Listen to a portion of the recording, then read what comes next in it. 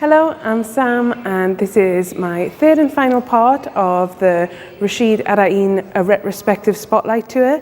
In this part we're going to be covering the early 80s all the way to present day, and we're going to start in this room which is called In Pursuit of a Significant Language. So this room is away from the more overtly political work and into something where Rasheed really finds this sort of repetitive style that he uses. A lot of it sort of falls on a scale, with one end being aesthetic enjoyment and the other end being sort of a political meaning.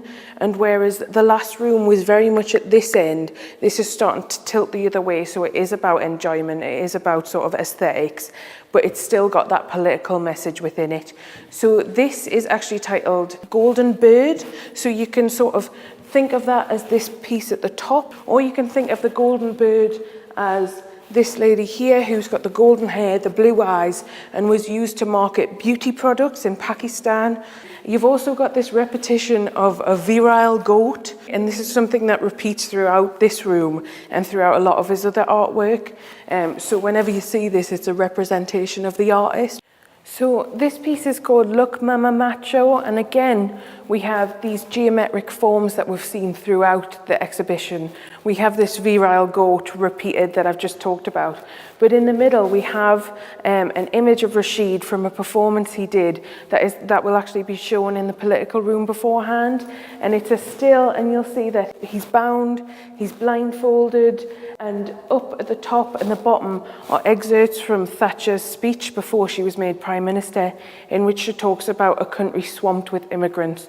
So not only is this keeping the sort of political theme going through his later work, but it's also, with the climate we have today, it's quite sort of important that we still talk about this culture of blaming problems on immigrants, and this could still happen, and I think that's why it's so important to have here. So this piece is called Fair and Lovely, and it's actually the start of Rasheed's cruciform series. So essentially what I mean by that is each four corner is the same, and then you've got this cross running through it. So now all these that are pictured here are adverts for skin whitening cream that was sort of advertised in Pakistan. And this is essentially cream that will bleach your skin to become lighter. And they all feature these sort of Western ideals of what is beautiful. So this very light-skinned ideal. So we're now getting to the late 80s and early 90s of Rasheed's work. So by now we've covered around 40 years of him practicing. And this is where the cruciform series really gets into sort of what we know it for. So you'll see the four green panels representing this natural, this organic, but also this repetition of colours on Islamic flags, and particularly the main colour in Pakistan's flag, as well as the four corners being the same. You've got these four images of American surveillance planes, all sort of captioned with Urdu text. So again, like the self-portraits we mentioned before, it's not necessary for you to be able to read the Urdu text, but if you can, it sort of gives another sort of side to the work to people that share with Rasheed's culture. And in the middle, you've got this figure, which is Storm Norman, which led American forces in Iraq. And he's sort of imposed onto an image of Saddam Hussein. So this room's called the Reading Room.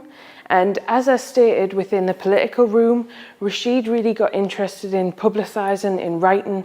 And this is copies of the third text, which is something that Rasheed wrote and published from 1987 to 2011. And he sort of described it as the primary site for debate on race and discrimination within British and global culture.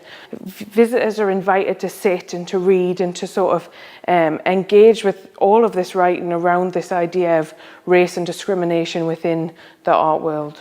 So this room is titled Homecoming, and it's the last room that we're going to talk about. It's the most recent work that we have. You can see these 64 red cubes within the middle of the space, and they're called 0 to infinity.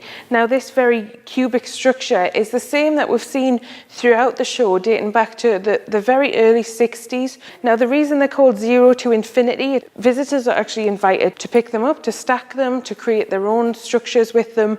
So it's sort of creating infinite possibilities from these 64 red squares. So this series on this wall is called the Opus series, and they're all named after Islamic intellectuals from the Abbasid period, which was 750 to 1253 AD.